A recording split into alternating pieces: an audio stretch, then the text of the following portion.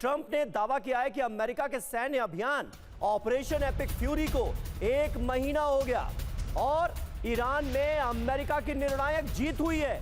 Iran की navy पूरी तरह तबाह हो गई, ईरान की वायुसेना खत्म हो चुकी है, IRGC को हमने खत्म कर दिया। यहां तक दावा करते नजर आ रहे हैं डोनाल्ड ट्रंप कि IRGC को खत्म कर दिया। सुनिए, तो बार बार डोनाल्ड ट्रंप की तरफ से जीत का दावा किया जाता है। ताजा संबोधन में भी उन्होंने एक बार फिर यही किया है। 4 हफ्ते की जंग, ईरान खत्म, ये दावा करते हुए ट्रंप नजर आ रहे हैं। दावे में कितना दम है, आइए जरा समझते हैं कि ट्रंप का दावा क्या है और हकीकत क्या है।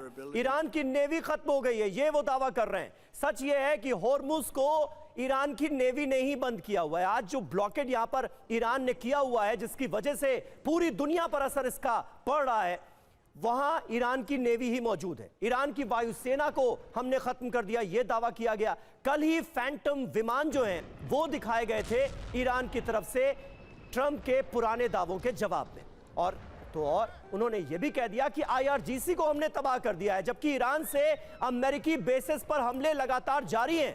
जो तमाम मिडिल ईस्ट में, जो अरब देशों में अमेरिका के बेसिस मौजूद हैं, IRGC ने वहां पर ताबड़तोड़ हमले किए और बड़े पैमाने पर तबाही मचाई है। बड़ी बातें यह हैं कि ईरान में DMS यानी डिसेंट्रलाइज्ड मोज़ैक डिफेंस सिस्टम मौजूद है और कहीं ना कहीं यह कहा जा रहा है कि इस जंग में बुरी तरह से अमेरिका फंसता हुआ नजर आ रहा है। मेजर जनरल ब्रजेश कुमार, किस तरह से आप आज के इस पूरे संबोधन को आप आंकेंगे? क्या डोनाल्ड ट्रंप के बयानों से, क्योंकि दावे तो बड़े बड़े किए गए हैं, हकीकत कुछ और है, क्या आपको यह लग रहा है कि इस जंग में अमेरिका बुरी तरह से फंस चुका है? कोई एग्जिट पॉइंट ढूंढे नहीं मिल रहा है ट्रंप को?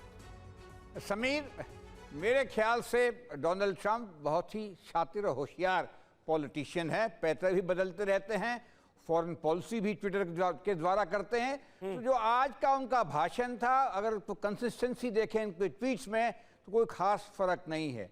ये बात सही है, वो एग्जिट प्लान तैयार कर रहे हैं, वो करीब करीब तैयार ही है। उन्होंने ये कह भी दिया है कि हमने ईरान की लीडरशिप को ख़त्म किया, एक।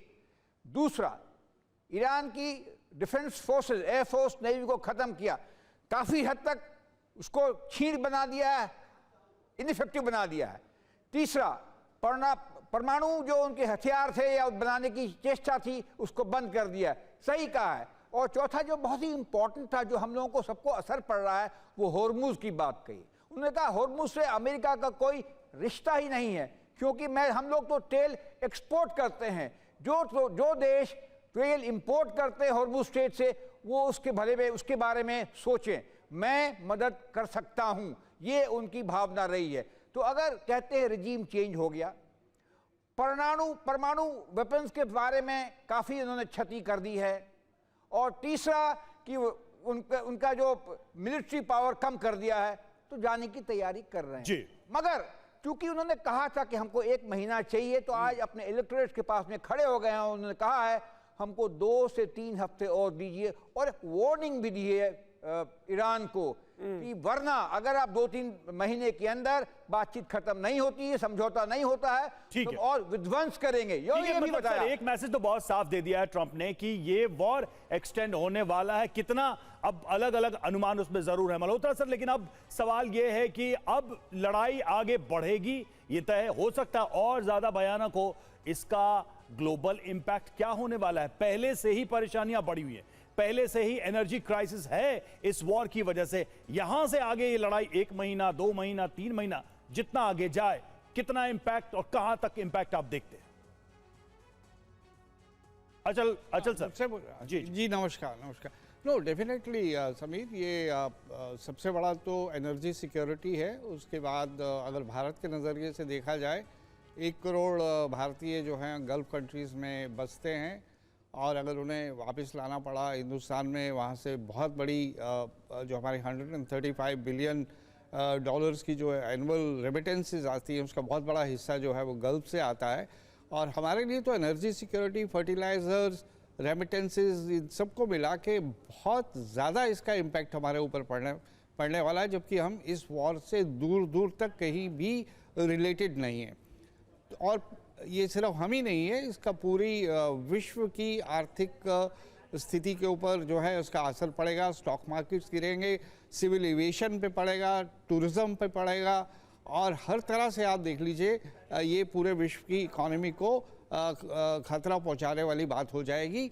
और ये अगर बहुत जल्दी निपटती नहीं है वॉर, तो आने वाले वक्त में इसके जो आर्थिक परिणाम हैं वो बहुत ही गंभीर होने वाले हैं। इन्फ्लेशन से लेकर इंस्टेबिलिटी को लेकर हर चीज़, हर दृष्टि से कमियां हो जाएंगी। आपकी ऑयल, हमारे जैसे देशों के लिए ऑयल, कहाँ तक हम अपने रिजर्व का इस्तेमाल करेंगे?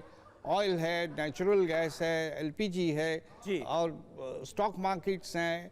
तो कुल मिलाकर ये पूरी दुनिया के लिए अच्छा नहीं होगा अगर ये लड़ाई लंबी चलेगी। ये वो बिल्कुल सही बात है, और पूरी दुनिया पर सीधे तौर पर इस जंग का असर देखने को भी मिल रहा है। और दुनिया भर से ये सवाल उठ रहे हैं कि आखिर अमेरिका ने, डोनाल्ड ट्रंप ने किस जंग में झोंक दिया इस पूरे रीजन को।